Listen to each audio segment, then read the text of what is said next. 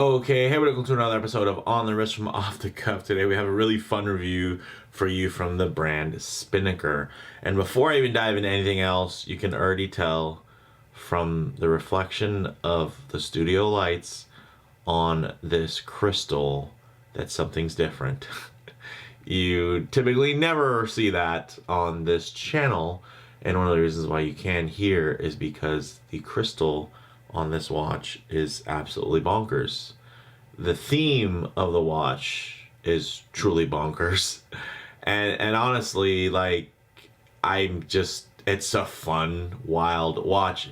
It won't be for everyone. Half the comments will probably be forsaking this thing for its size, and the other half of the comments will be people just thinking that it's just fun and weird and kind of enjoyable.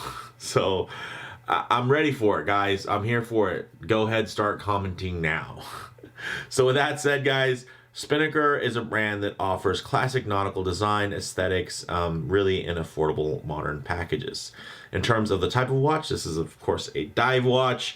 Some key common characteristics and design language: when you're looking for a diver, you're going to want water resistance, typically through some type of screw down crown. You're going to want something that's tough, legible, with a dive time bezel, and a diver's extension is always nice if on bracelet. This is the Piccard Automatic SP-5098-33, and it is essentially a bold and aggressive purpose-built diver. This retails for $550 direct from the brand. They might even be all sold out at this point, which is pretty wild. But at the same time, yeah, they have a following.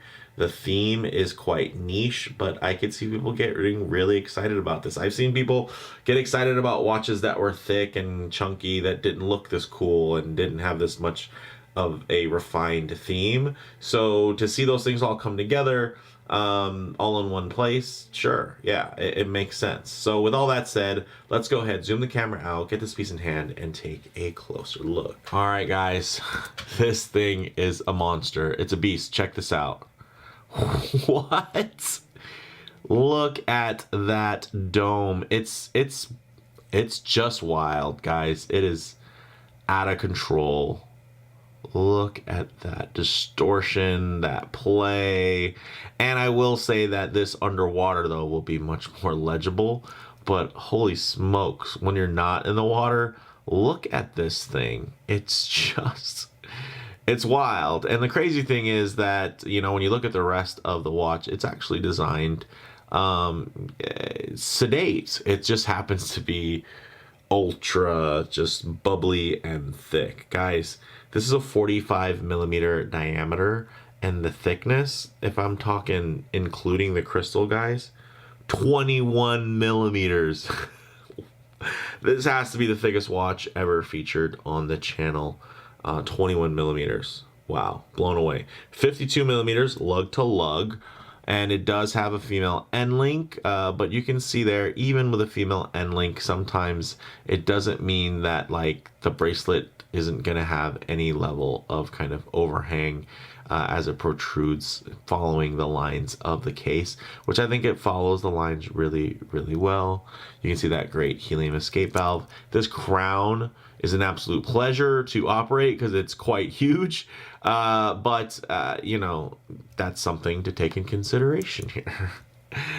Wow. Let's just look at the way that it's negotiating the lights in this room. And obviously you're not going to have this watch in a studio with weird lighting off to the sides. You're going to be out in the real world enjoying this thing and, you know, using it as a conversation starter. So the bezel, it has 120 clicks. It's unidirectional, and it also has a ceramic insert.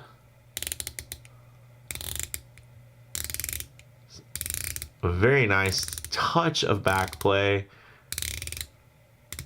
but the tactile interaction is really quite nice. Fast, slow,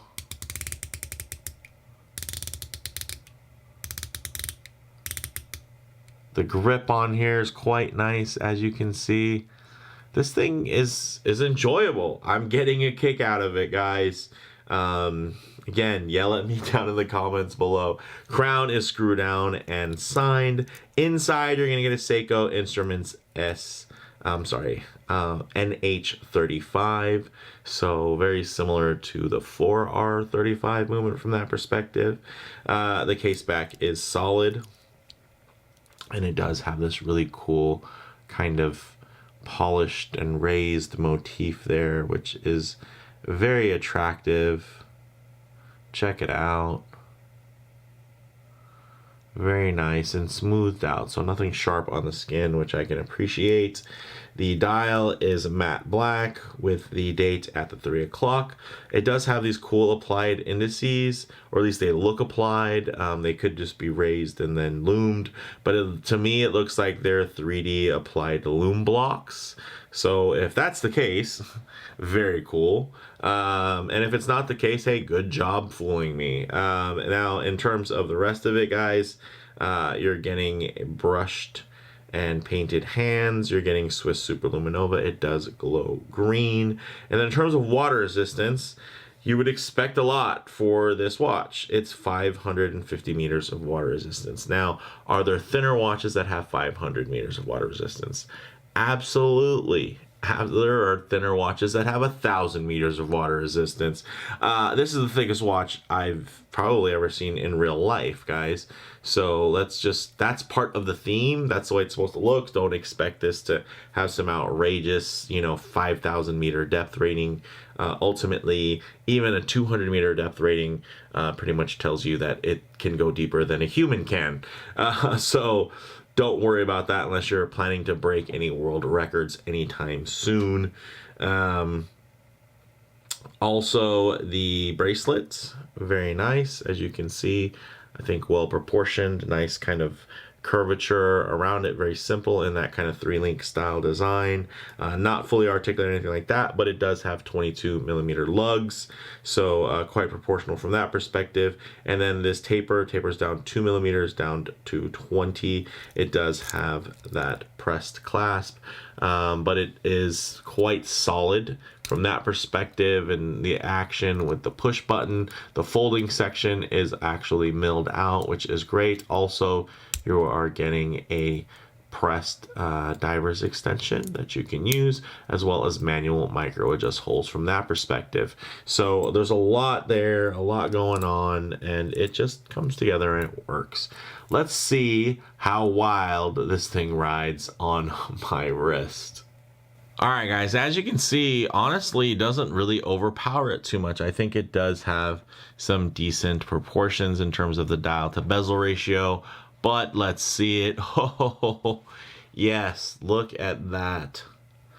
That's wild. Don't wear this with a long sleeve shirt. It's not getting underneath the cuff. I'm sorry.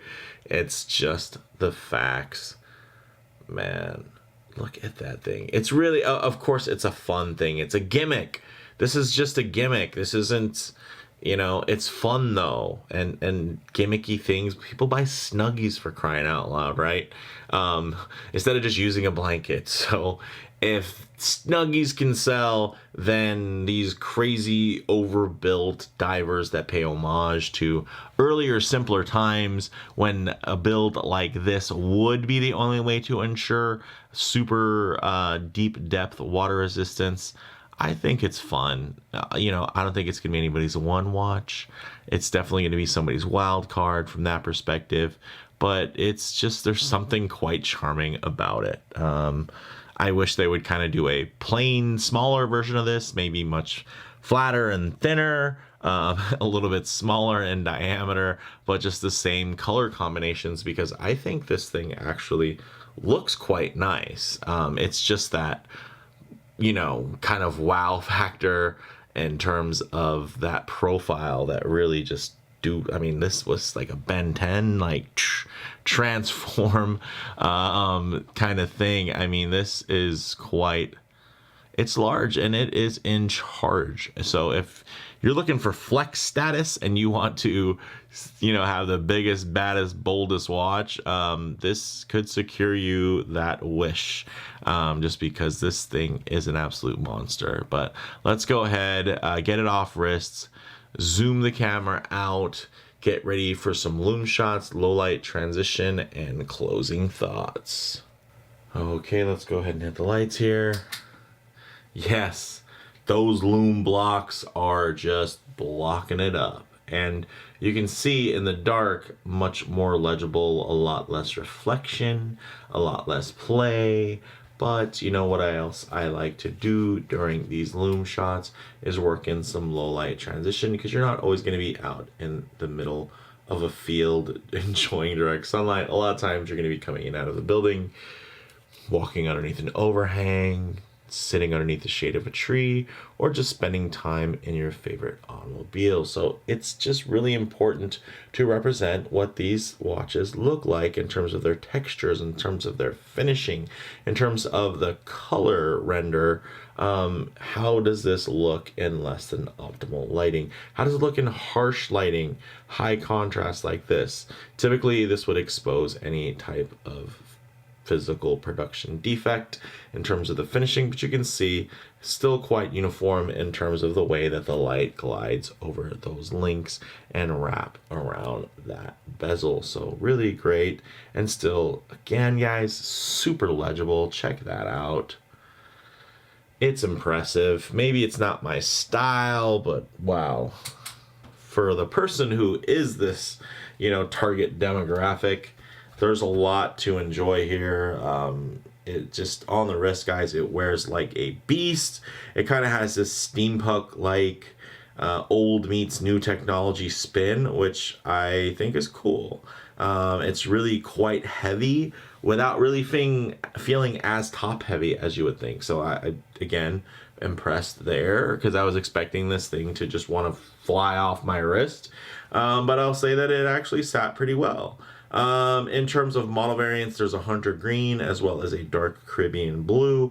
And then when it comes to comparable models, I really can't think of anything to compare this to. So for me, guys, the bottom line, this thing is a total wild card watch that only a collector would really be able to appreciate. It's more something fun to chat about versus a dedicated daily driver.